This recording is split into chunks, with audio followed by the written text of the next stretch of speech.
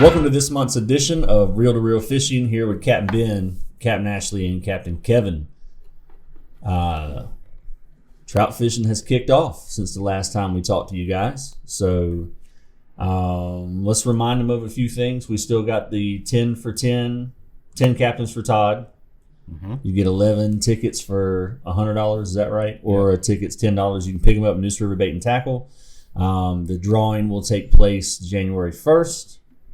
And we're going to give away 10 trips amongst 10 different captains, including the 4 at this table. So should be a lot of fun. And, of course, you'll be able to do that at any time, I think, in 2022. If you cannot make it to Neuse River Bait and Tackle, contact one of us, message us. I think all of us have tickets. I know I've got some there at the house. Mm-hmm. I've done a few Venmos and PayPals, or Venmo and the Cash App. I've done a few of those.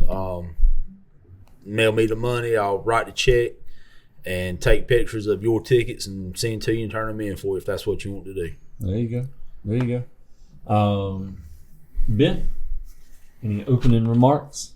I'm just glad to be here. I know, man. We haven't had this group together in a while. So between holidays and fishing and work. And I haven't been fishing much. You ain't been fishing hardly at all. So you've been hunting. We might have to... I know. I had to bring that in, talk about that for a little bit. Kevin's got another addiction. Kevin's daughter has an addiction. Yes. And she is eat up with it, it looks like. So if you think the thump is addiction, wait till the boom gets involved. Yeah. And I will drive that passion as long as she wants to do it. Right on. Well, that's what a good daddy does. So what are we going to talk about tonight? Do we need to talk about the open tournament that's still going on? Yes. Yeah, absolutely. Yep. The 2021 Todd Willis Open. Kid on my boat is now in second place, which is pretty awesome. That was cool to experience that. You can still take part and donate to help out Heather and Colton. The tournament's $50, bragging rights only. The matter of fact, you won't be able to see it here, but this will be... I'm looking at his phone and it looks great. Yeah, guys. It looks great. There it is. You take a look. So these are going to be the plaques, and there'll be, of course, 3 places for live bait, 3 places for artificial bait, and, of course, Captain Ben's favorite category, the smallest. I thought I was on the smallest bite the other day, but it actually was small in numbers of bites, which was not what I was going for at all. But grammar and punctuation is really important. That's right. Yeah. Where you put that comma in the sentence. It was not the smallest bite. It was the smallest bite. The smallest bite ever. I don't know. We experienced the quickest bite, it felt like, today's ever. bite was funny. Yes, it was. I mean, it was a little bump, and then it was there. I mean, it's super, super light bite today. Right. Well, I guess that's a good segue. Today, I thought maybe we'd talk about what to do, what we want to do, what we should do when the fishing's tough. And then also, because most fishermen are pretty daggum superstitious, and we get more superstitious when the bite is tough. Maybe we're going to talk a little bit about superstitions, which ones we think have validity, whether they're ridiculous or not. And which ones we think don't, and whether they're ridiculous or not. So, we'll kick things off. We were talking about the bite today, so let's talk about that. The funny thing about trout fishing is on the right day we can catch them on a bottle cap lid, and it doesn't matter what we do. And on the wrong day, we know where fish are. And the best example I have of that is a couple of years ago. I was fishing. I knew there was fish there, and I caught 5 in the belly, but never could get one to put his mouth around a jig. So I knew there was a ton of fish there, but they would not hit a thing. And so I wanted to talk a little bit about what are some of the techniques that we can do. What do we need to do when fishing's tough, and what's the best way to kind of try to overcome that? Who wants to go first? We did it today. They're all Get looking. into it. I did not have my secret weapon, and I'm not going to tell you exactly what my secret weapon is, but I like to downsize when the bite is tough. Because in my mind, I think the fish are there. Instead of feeding on a 17, which is, 2.5 inches long, if that, I like to downsize. Okay. And I'm not going. That's all right. If you've been on my boat during this time, you know what I'm talking about. If not, Smaller baits. Smaller is baits. What Downsize. Kevin Ashley says. Kevin, what do you think? I got to kind of mirror what Ashley said in that thought process. I don't. When the bite is tough, go with your confidence bait. That's right. What you have, the colors of 17s, was that's what I carried. I fished with Dane today on his boat, and if anybody's ever fished with me, we've already discussed this. He didn't have 7 luggage sacks in the Yes, bottom of the boat. I mean I have got. He had one. Now there was 70 pounds of luggage in it, but it was only one. I had to use 2 hands to pick that thing up. But- about that. But I went with my confidence bait today, tough bite, and that's what I mean. We stuck with them, and we caught fish on confidence baits because that's what it was. So that gets back to that sandwich bag I was talking about a few times ago. Yep. Right. When in doubt, stick with whatever you think will catch the most fish. It's not the time to experiment. That's right. Stay close to home, stay right in your wheelhouse, and make it work. The experimental time is when you can catch them on the bottle cap. That's right. That's what builds your confidence up into other baits. And today was not one of them days. When we started out, I fished Little John's 18. 18s that a gar had broke, so it was taking on water, and it still worked. He could throw that thing a mile, bro. It was a 21. Yeah. Yeah, that's what we call it, the 19. That rascal was casting like the big fat boys. I mean, it was like Dana could cast, and I'd cast 30 foot past him. Easily.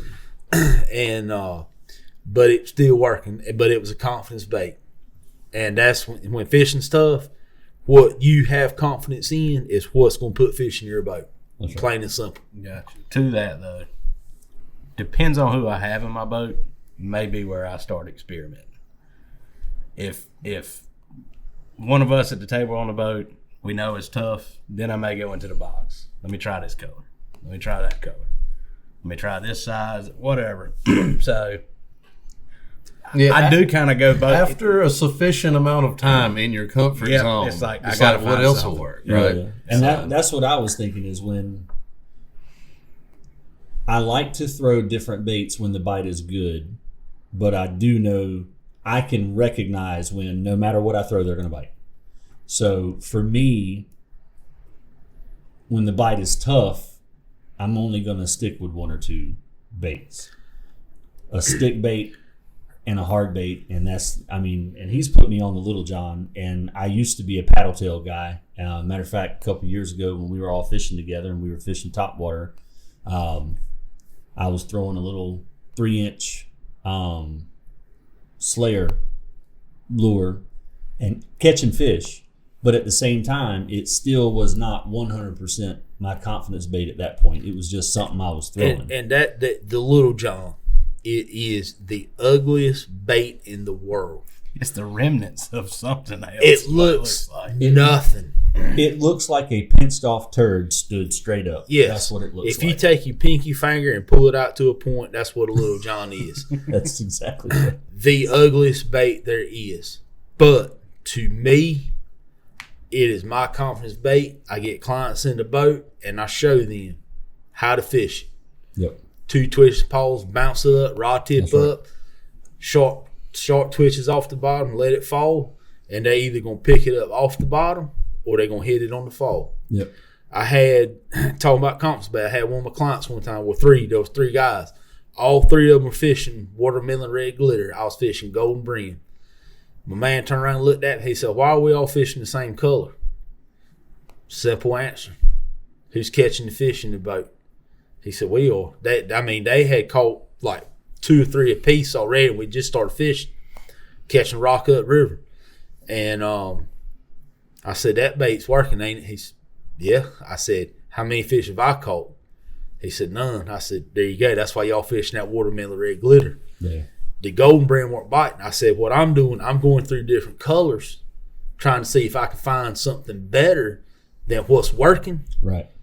And, I mean, I ended up fishing watermelon red glitter because that was what they wanted that day. And that's my thing when I switch baits during a good bite is I want to see, can I get to a different class of fish? And that's happened on more than one occasion where I'm throwing a 17 and I've got 15, 16-inch fish that are hitting, switch to a 27, which is a larger profile. We all know that. And I couldn't buy a bite from the smaller fish, but all of a sudden there's a 20-inch fish. And I go, okay, the bigger ones want this. But we all know, again, fishing superstition that we're going to get to, big baits don't necessarily mean big fish. Because I've had a 5-inch trout hit a 5-inch bait. Yep. And I've had a 28-inch trout hit a small bait. So elephants eat peanuts, right? That's what we say. Amen. Okay. So I think we've.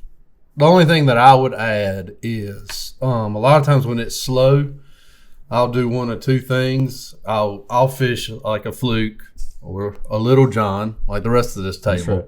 But I'll fish a fluke on the bottom because my thought is if they're not active, they're sitting on the bottom. And if I can hit them in the face or hit them in the head, I've got a better chance of getting their attention. That's right. The reaction. You know, the other side of that is to throw something and burn it, and just to see if they're not biting, but maybe I can literally get a reaction strike. Like Right. they see it, they don't have time to turn it down. They're either going to hit it or they won't. You know, With your burning thing, I hate fishing a halo shad with a passion because I cannot fish. I overfish them. I work them. can't fish them slow enough. Clients that get in the boat and they're not that technical, That's you put them a halo shad on there, you 'em throw go. it out, flip the bill, reel it in easy, and hold on. It works. Yep. I mean, it works. Yep. That is Absolutely. that to me for Ashley King to fish is not a confidence bait, but for a client that can't work a little John or something like that, Right. you put that in their hands and they will catch fish. I mean, any of the paddle tails are always a sound choice because Yes. I mean they do all the work The for action you, is there. and you know you can reel them slow, reel them fast, you can jig them, you can throw them out there and let it sit. You know, it doesn't matter. You know, there is a way. You just have to figure out what that way is in that day to get that fish to bite a paddle tail. But there's not a day where they really won't hit one. And with us sitting in here, people pay us to carry them fish and to catch fish. It's important for us to look at their strengths, what they're good at, yes. and go with them. Put something in their hand that they can fish and catch fish on. Yep. And that's what it's all about. That's being a good coach. Yeah. Well, and this is about over a year ago now because Dustin Mitchell was on the boat with me and he was looking through my boxes. He's a good fisherman, but he's in Yuma now. He's Yeah. landlocked. Yeah, Not happy. landlocked. So hopefully he's listening and thinking well of us. But he's a great fisherman. He was looking through my box. He was asking me why I had certain baits, especially because he'd never seen me throw them. And I said, well, when I have a client and they can't do this bait produces well. It's just not something that I choose to throw all the time. And so sometimes you have those. And sometimes on those hard days, you know, hey, I had a client use this 2 weeks ago and it worked. Maybe I need to today. So, you know, a rattle trap is a good example of one of those that catches plenty of trout. I probably don't throw it near enough, but it does work. I I don't got either. one sitting at the house I've been thinking about 2 or 3 It times. will not catch them at your house. No. That is a guarantee. It will not catch them at the house. Wasn't there one Mara Jane did the same thing with? When Yeah. y'all fishing the tournament? Yeah, my niece one day, we were in a tournament, laid out my top of my bag, and I said, Mara Jane, pick any color you want to, because all the colors I'm picking or duds. And she reached in there and she picked out this little orange thing with a silver back. And I'm still waiting. If any of y'all find that orange one with the silver back, paddle tail, let me know. It's real skinny. And I think every trout we caught in that tournament that day was she hooked and was on that bait. And then 2 weeks later, I was throwing it in the back of a creek, and I caught one of the biggest trouts that I've ever caught on that thing. So you never know. Me and Chris Owens were one of them days tough bottle fish in Jacksonville. He said, "Man, you gonna think I'm crazy, but I'm gonna throw this and catch a trout on it." I said, "What you thought?" He said, "A gotcha plug." I believe it. I said, It'll sink. I've never seen a gotcha plug that won't. Amen on that. Well, his third cast, he set the hook. Thump. He said, "I got one." I said, "You got a stump?" And by that time, that stump started swimming. I had to get the net for that 19-inch trout. He put my face on the gotcha plug on one of them days. Yeah, I had a recent trip. I had a striper fisherman, a bass fisherman, and a guy who likes to fish. That was the three guys I had on the boat. Striper fisherman picked up the Little John relatively quickly. Matter of fact, he caught the next two fish.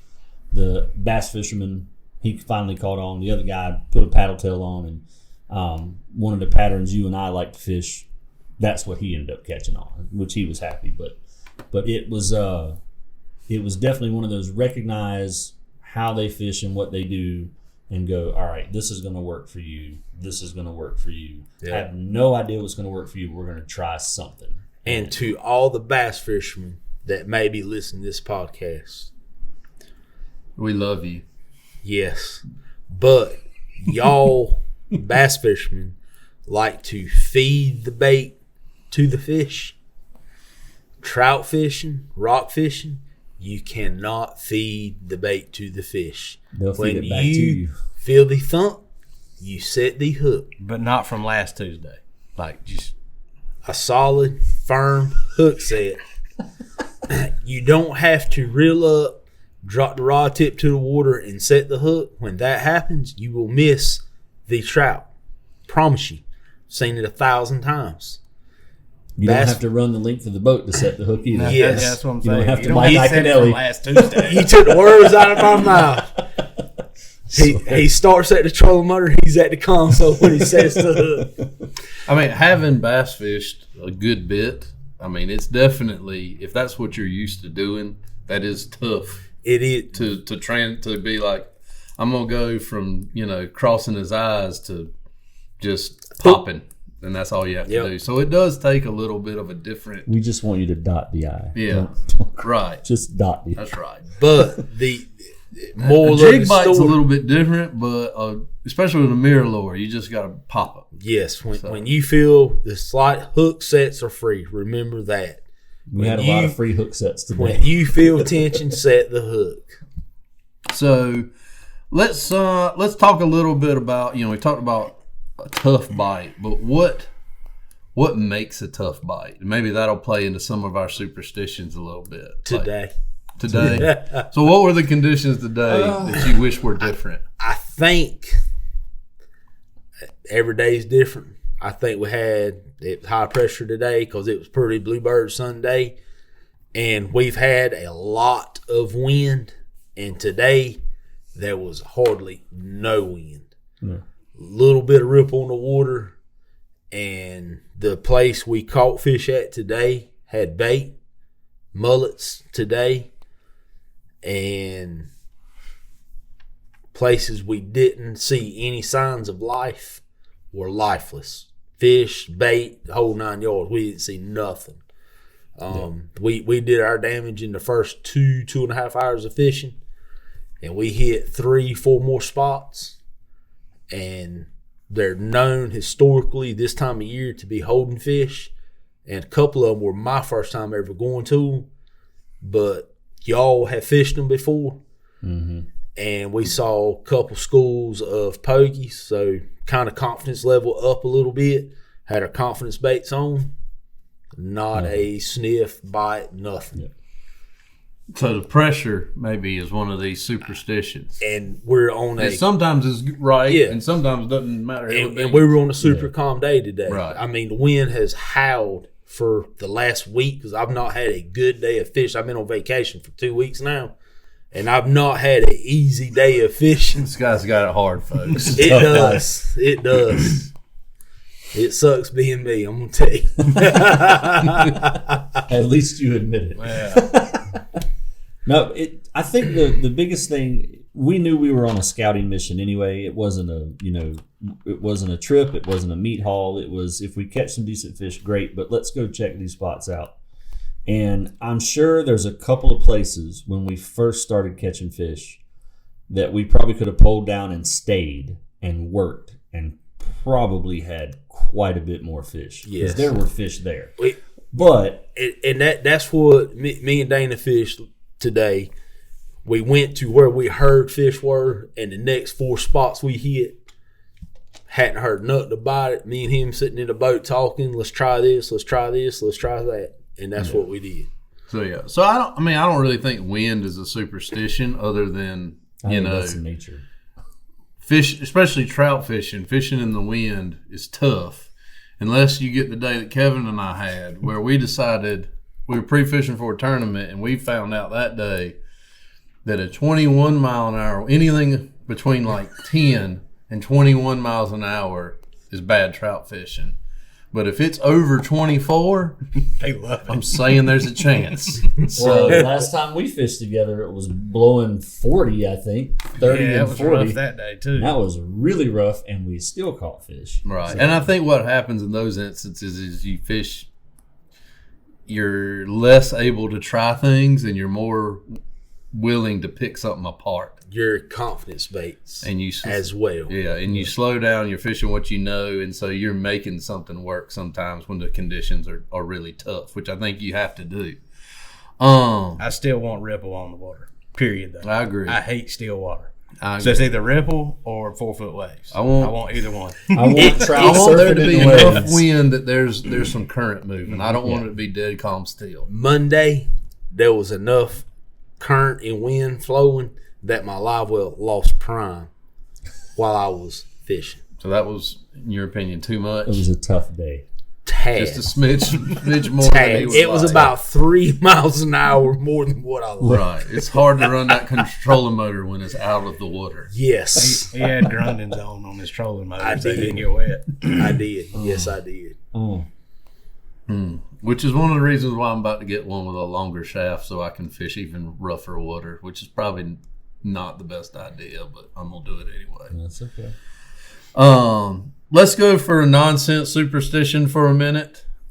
This is one I really want to talk to you guys for a while about, and it might just be mine, but I'm going to go ahead and tell you, if you're fishing a tournament and you don't have a Mountain Dew or a Little Debbie on the boat, you're making some serious mistakes.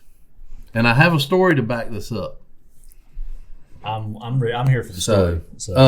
And it could also be a sun drop. That's okay too. Okay. But it has to be a green soda. Mellow yellow? Yes, your yellow beverage of choice, whatever it is. And the Little Debbie doesn't matter either, but you have to figure out which one works for you. I think everybody has their soul Little Debbie. Mm-hmm. Cosmic brownie. Yeah, see, Christmas tree. King's coming in, and me, my brother-in-law, and my brother were all fishing a couple years ago down at the beach, and we were pulling redfish in left and right, and my brother hadn't even grazed the hook yet. Like nothing had even looked at his baits. Throwing them in all the same places. Throw my rod. I'll throw yours. That kind of stuff, because he couldn't buy fish. And we finally said, you need to eat a Little Debbie. And he said something like his wife didn't buy Little Debbie's, and we're like, what's your wife got to do with any of this? She's a great woman, but he passed like 42 gas stations on the way to the boat ramp, and he could have easily picked up a Little Debbie. So we weren't going to allow him to put that off on the wife. my sister-in-law, because she's a great woman. It's not her fault he won't catch fish. And my brother-in-law just happened to have one of them zebra cakes that come in the 2-pack. he hadn't even got that thing swallowed before he caught a fish. And so there, it's proof positive that your Little Debbie's work. But you got to figure out which one is yours. And everybody has their own. And it could be a moon pie. You can go off the reservation a little bit. But I think it's very important to have a Little Debbie and a Mountain Dew. A sweet cake. That's right. Some sort of sweet cake. That's right. So that's mine. I don't know if y'all have anything to add to that. And to this day, me and Ben fish tournaments together. There is a box of Little Debbie's in the console. When Kevin found out my theory, he leaves no margin for error in the Little Debbie a whole world. box, not a few. The whole box. I'm okay with just one in the boat. No. Kevin's like, if it works, let's make sure that it works. So mine is the net has to stay put up until the first fish. I kind of do that too. I don't pull the net out. I don't get all cocky and like, oh, let's have the net ready. I worry when somebody pulls you want me to go ahead and pull the net out? I'm like, no, we ain't on the bite yet. Don't worry about that. Unless it's a tournament, because then you have to be ready. But yeah, when I'm on a charter, it can be ready somewhere. Just not. I just don't want it out. Like if I'm old drum fishing, net's already out because we're going to find an old drum somewhere. Yeah. If we're in a trout tournament, I might not find a trout because they are that anal. They're just that kind of fish. I agree. Like net out. You don't want the camera out. You don't you don't want to GoPro going, presume you're going to catch fish. That's one of the reasons why I kind of abandoned the whole GoPro thing and recording stuff was, not only A, you don't want to give away your fishing spots, but B, it seemed like the more the video ran, the less the fish wanted to bite. And as soon as I turn it off, the fish would turn on. I'm like, oh. Some of the worst days I've ever had has been with a video camera on the boat. Yep. It's way cooler to catch fish than it is to videotape you catching fish. Nothing. Oh, yeah. Step one, catch fish. Catch fish, right. Yeah. So what do you guys? My superstition is my clicker. We did not have the clicker on the boat. I didn't bring the clicker out today. It was in my bag. My little wriggle bag, my little rigging bag. Yeah. 5 fish in the boat before we ever clicked the first one. 5. You got to catch 5 before you worry about clicking. Before I ever touch the clicker. Is that because you have 5 fingers and you can't count much higher than that? That might be part of it. We got to stick to single digits before. I ran out of fingers, and so therefore I need a clicker. That might be part of it. There you go. But as far as the video camera, Gaston King and Kent, his dad, come down about 3 or 4 years ago. Yeah, because he gets cocky at the beginning. Yes, I told Daniel the story today. We were sitting there at the boat ramp, had the boat tied off, parked my truck, and they were on the way. They were walking down the dock, and there was a little bass busting right there at the Lawson Creek boat ramp over there by the rocks. I pitched the old mirror lure she-dog up there. Boom, floated up on a great big. Reeled them in there. So the video guy got there, and he's standing. I'm sitting here leaning on the side of the dock, got the fish in the water. I picked the fish up. I said, "This is how good fishing is here on the New River. You can catch them right here at the dock." Yeah, it went downhill from there. It was about 1,012 degrees that day. We caught a handful of little baby trout downriver and ended up coming up to the bridge, and Kent was talking about vertical jigging, and he was using the old Cherrywoods. Old Cherrywoods. Berkeley Cherrywoods. Gaston, please do let Kent hear this right here. Kent was fishing mono line and Berkeley Cherrywood rods. Talking about, and that's all he talked about the whole day, how good these Cherrywood rods were. And he was sitting there vertical jigging, like straight off. I'm not talking about casting. I'm talking right under the boat. I said, Kent, vertical jigging under the boat, like he was walleye fishing. Walleye fishing, yeah. And I said, Kent, they telegraph you when they're going to bite. So you'll know to get ready that they're fixing to bite. I said, there's zero sensitivity in everything you've got there. Like, there's no sensitivity whatsoever. Again, bit me right in the hiney because he's the only one that caught a rock vertical jigging under the bridge. What about, and this you kind of touched on this, catching a fish on the first cast. Good omen, bad omen. I pay no mind to that one. Yeah. Me and Frank. Although his example just proved that Yeah. maybe he need to pay mind to that. It only matters when it matters. It didn't. There's a lot of them that's always in the back of my head. Like, that's always when he's like, oh, man, this could be good. This could be bad. We'll see what Last Monday, it didn't matter. So a few years ago, I took one of the guys I worked with. You never caught a striper. First, we rolled up on some stumps. Very first cast, I hooked up, handed the rod to her. She reels it in, has a big time. First words out of her mouth is, maybe we'll catch 30. And I knew right then that we were in trouble and we did not catch a fish the rest of the morning. Maybe we won't. So that was like the first cast and like calling your shot too early all at the same time.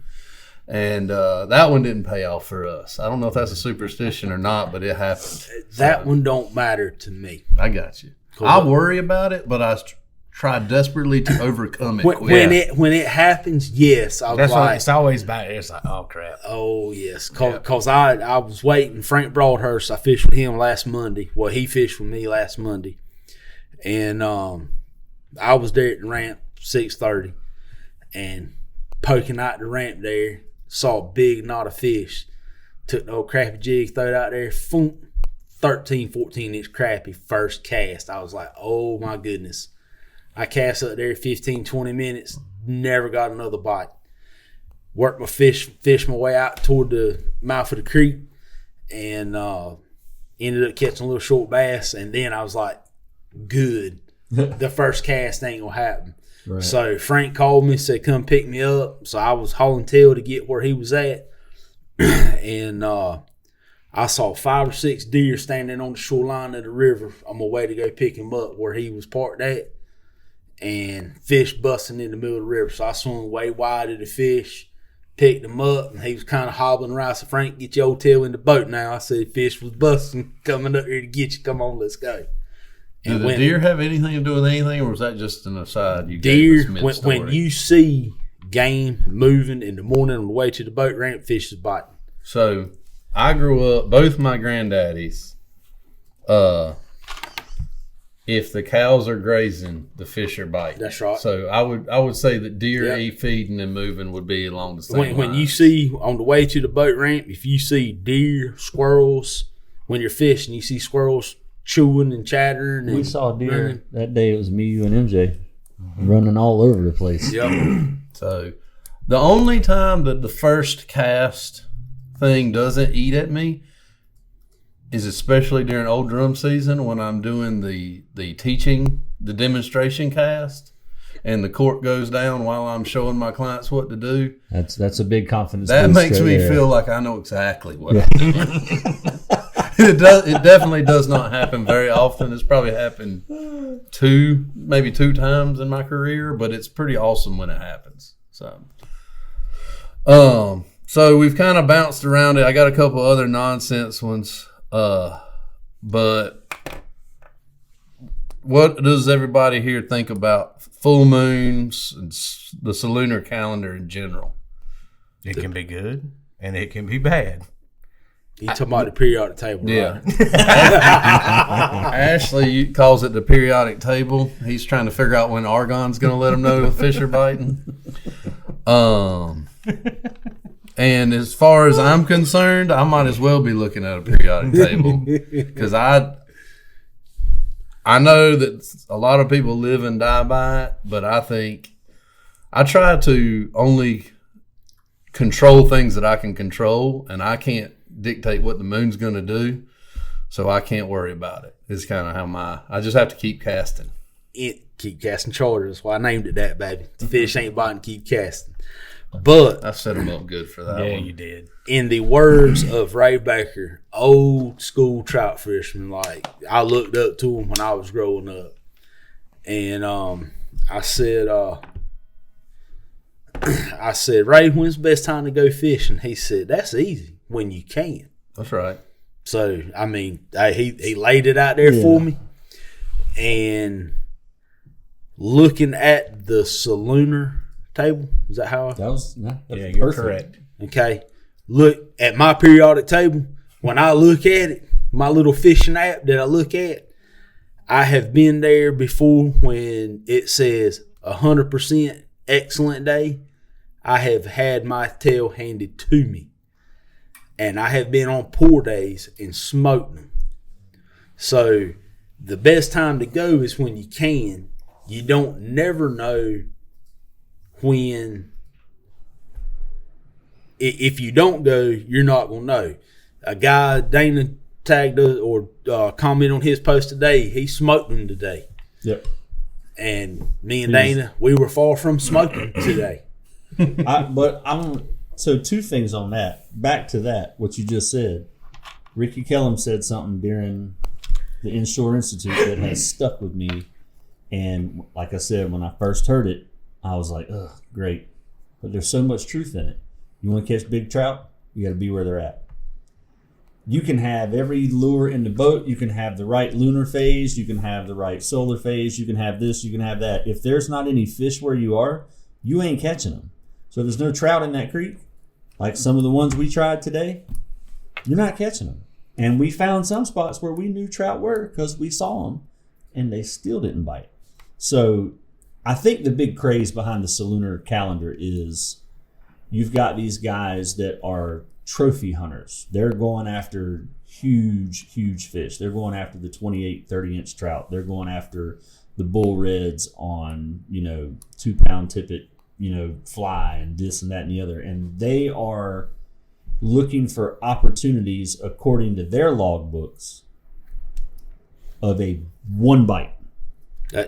Not 25. That right one. There is a Brandon White. Yeah. Fish, and that's how he fishes. In my opinion, because they keep enough logbooks, I think they're onto something when it comes to that. Now, if you want to go fishing, then you need to go when you can go. Just go. That's when I fish. I only get a certain number of days off. I don't plan it around the Salooner calendar. I plan it around work, and I go fish if it's blowing 30 or 3, or if it's 40 degrees or 60, it don't matter. I'm going to go fish. When I used to go to Portsmouth Island surf fishing every year. Done it for 13, 14 years. The hurricanes have wrecked the cabin, so it hadn't been the last 3 now. But you can look at the app at the peak times, and them old timers, you'll hear them stirring 3 o'clock in the morning. Going out there. Yep. If the bite's at 4 o'clock, you'll hear them come through at 3 o'clock in the morning, going to their spot so they can be there on that time when the peak time is. They'll be in their spot ready to fish. Yeah. I think that's the big craze behind it. And I think I think it gets back to confidence. And if you're confident you're going to get a bite in a certain window, you probably will. But I also think that it's a numbers game. And the more times I go, the more fish, the more chances I get at catching a big trout. I mean, I agree with that. Last year I fished 108 days. I'm bound to catch. I haven't caught no great big trout. I caught several citations last year, and clients caught several citations. But as far as me trophy hunting, I'm not a trophy hunter. Right. I'm a numbers guy right. to put, because most clients are numbers people. Want to catch fish. They're not going for one bite. They're going to catch. So that is my mentality when I go fishing. The irony of the whole of the Salooner calendar, this is where I find it ironic. Same Inshore Institute.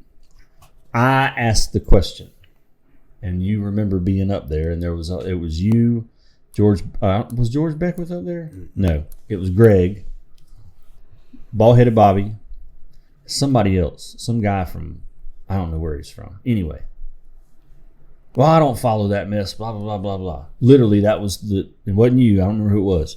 Well, I don't follow that. I said, what about fishing on a full moon? Well, I ain't fishing on the full moon. And I'm like, well, then you follow it, because you either follow it or you don't. So, I mean, it does, if a full moon definitely, especially if you're in an area that has pretty clear water, it does allow those fish to feed at night more often than when they can. But if you're in an area with muddy water, it probably doesn't make any difference. Right. To me, if I don't have to fish on a full moon, I'm not going to fish on a full moon. I much rather fish on a new moon than a full moon. And a lot of people who calendar these tournaments specifically go, well, we don't want it on that weekend because that's the full moon weekend. Exactly. Or the full moon is 2 days before that Saturday, and we don't want to do that. So I don't know if it really matters, but there are enough people in the fishing world that pay attention to it for it to have some sort of validity. But ultimately what we're talking about is if you look at your app and it says 14% chance pour, go fishing anyway. You should go. Yeah. Absolutely go. Accept Why? the challenge. And that was Monday. And Small craft advisor. I pulled out a 2-man limit for my client. He was tickled to death. 83 years old, Mr. Henry, tickled to death. And I made it happen for him. Did we work for him? Absolutely. But made it happen. Well, and that's the one thing Ashley and I talk about all the time because we never go fishing on a good day. Ever. This is why 14 came to mind. Right. The 28-inch fish that we caught, that little boy reeled in. You're welcome. 14%. You're welcome for that, by the way. Oh, God. Yeah, 14%. Let's give Ashley the credit for all the fish that have ever been caught in my boat right now. Let's do that. So we still had to execute the plan. So, yes. And we executed it well. A lot better than we did. 14%. That was the Salooner calendar of the day, or the rating, 14%. And that day, I think you ended up with a really good day, citation. Yep. And I had 2 ladies on the boat that day, I believe, and we had a 3-man limit that day. Well, 1 man and 2 woman limit. Yeah. Humans. I had 3 human limit. I had a 3-person limit. 3-person limit. Anyway. Okay, sorry about that. Go ahead. But yeah, the whole moral of this story, I think what we're saying is, basically stick with your confidence baits, and if conditions are bad, that will make you a better fisherman. Yes. And so, absolutely. And if you do it enough, you'll learn. I can remember times where I fished and it seems like every day was just tough wind or tough weather one way or another. And you finally get a bluebird day and you're like, I can't even catch a fish on a day like today. That's what I told Dana today. Yeah. I just think the wind's not blowing. They're not used to the wind not blowing today. You get so used to kind of fishing sometimes in those less than desirable conditions that when you finally get them, sometimes that throws you off your game a little bit as well. Yeah. Well, and I mean, you never know how good your bad day actually is compared to others. So it doesn't matter. We got checked by the fisheries today at the boat ramp, and he said that's the first trout he's seen all day. So, and then my last trip, we had 6 decent fish, and the marine fisheries lady showed up and said she had checked 43 boats and nobody had fish. So there's reason to stick with your confidence baits. Because you're and if you don't know what your confidence bait is, pick one and start fishing it for a while. And if it doesn't work, pick a different one and start fishing it for a while. So, gotcha. Everybody knows bananas are bad luck. Do we even need to talk about that? Let's not even talk about Everybody bananas. says that. A container ship. I was watching boat news of the week. Good Lord. Use your words, Ashley. I'm trying hard. YouTube. There was YouTube, Drain Plug Mafia. Okay. In Japan, a container ship hauling bananas run up on a seawall going into the port. That was inevitable. Exactly. That's what I'm saying. Bananas are bad luck on the boat, guys. So bananas are bad luck. Spray sunscreen is bad luck. Yes. I don't know if it's bad luck. It's bad luck because it doesn't work and you get sunburned. The captain's got to get it off his boat. And 2, it turns it the boat stains on. the boat. Yeah. So just quit buying spray sunscreen. Maybe they'll quit So I making guess, it. and definitely don't use banana boat then. No. So you can't Oh use yeah, banana we'll throw a boat. banana boat right off the So boat. Yeah, that's as long as it doesn't have a raw banana, I'm okay with it. You can eat banana bread on my boat because it's not a banana anymore. It has to be like monkey food. Mm-hmm. And for the folks at home, the bananas, and because we Googled it, I got a sticker on my boat, no bananas, and we Googled it. What's it bad for? In the olden days, the container or the ships hauling the bananas were the faster ships because the bananas, as they ferment, put methane gas off, and there was candles. That's all they like to have was candles, and that would ignite the methane gas. So therefore, the ships would blow up. That's why bananas are bad luck on a boat. Okay. And also, proper etiquette, if someone's eating a banana on your boat, is you can smack the banana out of their mouth where most of your hand is in contact with their face. I've never done it, but it is proper etiquette for that. It's okay to do that. Right. So, we've talked a lot about that. It's been a lot of fun. Let's talk a little bit about wintertime fishing, because these are some of the times where it's feast or famine, and we're going right into this wintertime pattern. So let's talk a little bit about how we would go about a winter day of trout fishing or fishing in general. Like, the two major games in this area in the wintertime are stripers and trout. Most of our reds, there's still a few around, but most of them have moved out to the ocean or the beach. So really for us, it's stripers and trout. Kevin, how do you go about a winter day of fishing? Electronics. 100%. That's what I use. If I'm going in a creek, I'm going to scan it. If I'm going over deep water, I'm going to scan it. It's like the reefs or whatever else. Mm-hmm. That's how I find them. So you're looking for an aggregation. Mm-hmm. Because typically during this time, they're going to be more bunched up. Mm-hmm. If you can find a knot, then sit there. So, and you fixing to echo that one just as hard as you can. Well, I tell folks in the wintertime, I trust my electronics. I use my electronics, but I'm not quite as convicted as the two of you are about them. That being said, I'm about to upgrade big time. I've seen but maybe I'll be more convicted when my boat looks like an arcade. But 90% of my wintertime fish, I tell the clients, there they are, throw that way. I see them before we catch them. What I tell folks, especially in the wintertime, is if you catch two fish, don't leave until you have your limit. Amen. Because they're not good. Especially if you catch two fish like bam, bam, real tight. Hold down and just sit there for a good 20, 30 minutes, maybe even an hour. Fish it hard, and when you move, don't make a big move. Make a 30, 40 foot move, another casting distance move, and then still fish back where you were just at, where you were catching those fish, because you got a different angle, different presentation. And a lot of times that's a whole nother set of fish that you're catching out the back of the boat, because the front of the boat is catching more fish. Right. I agree with that. Especially if you'd already caught fish there, just making a subtle move. I'm also the champion of if you move big, but that's when you haven't caught anything. There you go. It's not very likely if you're fishing one side of the point that they're going to be, 100 yards down the way. Like, just if you're fishing the best spot you know of and they ain't biting, don't make a subtle move. Just make a big time move. But that's my take on it.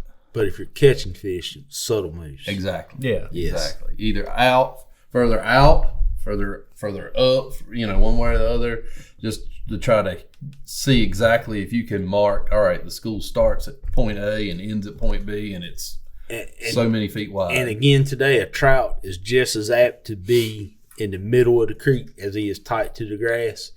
We caught them today in 2 foot of water, all the way to 8-9 foot of water. Yeah. Mm-hmm. And that's one of the crazy things about wintertime trout fishing is, after saying what I just said, if you move big, you could be one cast away from catching 200 fish. The mother load. But if you've been on that same shoreline for 400 yards and nothing's worked, it's kind of like... It's likely that there's a few salt and peppered out and you hadn't found a concentration, and that requires more looking. But if you haven't caught anything yet, I move. But But those days and that situation does exist out there, especially when you're trout fishing. That, Yes. You might have just been, that's why it's important to throw one out off the other side of the boat from time to time, just That to see wild what's out there. cast. But anything else? Lane, you got anything to add to wintertime fishing? I like to find deep holes, and then my favorite's going to be a deep hole that's next to a flat. So as the sun comes up and warms the water up, and they move out of the bottom of the hole, and they start moving up from 9 foot deep up to 7 foot, 4 foot. We fished a spot in one of the local creeks for 6 hours and never had to move. We just literally started on the deep spot where we thought they'd be first thing in the morning, and then moved up, and then they moved up on the flat. And this was a couple years ago, and it was warm. It was clean enough you could, when they hit and they were in 4 feet, you could see them hit the lure. Mm-hmm. So I knew that they had come up in that warmer spot, in that warmer column, just to kind of heat themselves up a little bit. But yeah, subtle changes, and I really like smaller baits in the wintertime. I like small baits in the wintertime. And our water here gets really clear in the wintertime. So a lot of times I'll throw more realistic, instead of living in the chartreuse and pink world, although they do work too, I will go more towards a natural color. I had a natural color on today, and after about the 5th fish come over to gun them, and I had got a little tap, I went to a brighter bait. Right. And that's the thing about trout is sometimes they don't read the book that they wrote. It works every time. Yeah, and today was one, again, back to the confidence thing. I had 2 baits I wanted to work outside, 2 colors, and one was Mardi Gras and one was a version of electric chicken. And I said, one of these 2 is going to produce fish. And it ended up being the electric chicken that produced fish. I normally have tied on like one loud and one natural. Mm-hmm. And that way I can switch back and forth. Because some days, even in the clearest of water, they want something obnoxious. And right now, the water on the Neuse River up and down the Neuse, from upper Neuse right on down out past Turnagain Bay, is the clearest that I have ever seen it in my life. In the 16 years I've been living in New Bern, I've never seen the whole river this clear at this time of year. Yeah. We've had a lot of the north wind, which blows clean water in. We've also had a big temperature drop, which has killed off all the phytoplankton. And between those two, we got a lot of clean water with no phytoplankton in it, and it's not muddy because we hadn't had hardly any rain. Hadn't had any rain in forever. And that's a recipe for just gin clear water. And you can make moonshine out of the middle of the Neuse River if you want to. Salty moonshine. Salty moonshine, boy. Good gracious. But it might work. Who knows? Yeah. I'll try it. Yeah. I'll try anything. I'll try anything one time. That's how we stumble on some pretty good things that work, is by trying something different. So, sure. Anything else? I'm good. That's all we wanted to talk about. Yeah. I think we're about to the end of our time. So, any other last remarks, my friends? I got nothing. I think we hit it all. Kevin's itching to fish. I think I'm deer season's wearing him down. I'm jonesing too. I've been chasing the deers myself. I've not. We have not. We have been steady. It sounds like, though, if I was going to miss a window, from what Ashley's telling me, I've missed the right window. I know, exactly. Yes. It's been a tough couple weeks. It's been tough, but tomorrow's a new day. That's right. I'm going back to where I caught them at in the past last 2 weeks. Turn on tomorrow. And hopefully the wind gods will not blow straight north, and I'll be good. So I blow southwest. And where I'm planning on going tomorrow should be pretty good. And I hope to feel the thump. We're rooting for you, especially me, because I'm going Friday. So I need you to thin down the waters for me. Is anybody going Saturday? Mm-hmm. Oh, good. Because I got one Sunday. So we'll all be out there them all done. the next few days. I'll be out Saturday afternoon. So. Right on. Well, I guess we'll wrap it up. Again, Captains for Todd. You guys can pick up tickets at Neuse River Bait and Tackle. And if you can't get to Neuse River Bait and Tackle, you can get a hold of one of us, just like Captain Ashley said.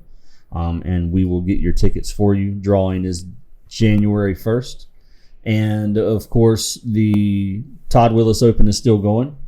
You can jump in at any point from now to December 31st and still get on the small trout category, the live bait category, and the artificial bait category. You don't have to enter 3 times. You are entered in all 3. So if you want a live bait, artificial bait, and small trout, you can enter 1 for each. So big shout out to Mike Mattis. Thank you, buddy, for getting the plaques knocked out for me. Also, big shout out to TFO Rods. They've sent me a couple of rods that we're going to give away also. And I've got some more stuff coming down the pipeline, some Z-Man baits. And I think Miralure is sending me a box of stuff to give away. So thank you, everyone, for tuning in. Please share. Please send it to people who like trout fishing. Fishing. Send it, yeah, fishing. We're going to talk about other stuff. We will. But right now, the queen of the dance is the trout. So, but again, freckled beauty. I can't. What was the song you were singing today? I said I was going to bring up. I'm not. It wasn't the fishy fishy in the brook. It was a different one. Oh, it was the gambler. Never count your fish in a live well. You got to know when to hold them, know when to fold them. He said, "Don't count your fish in the live well till you get finished casting," or something. Till you put the boat on the trailer. That's the superstition. Yeah. Yeah. Oh Lord. Well, thank you guys again for tuning in, and we will see you next month. Of course, send us any suggestions for any topics, questions, anything we got. All right. Thank you guys for being here. Appreciate y'all. Thank y'all. See y'all Later.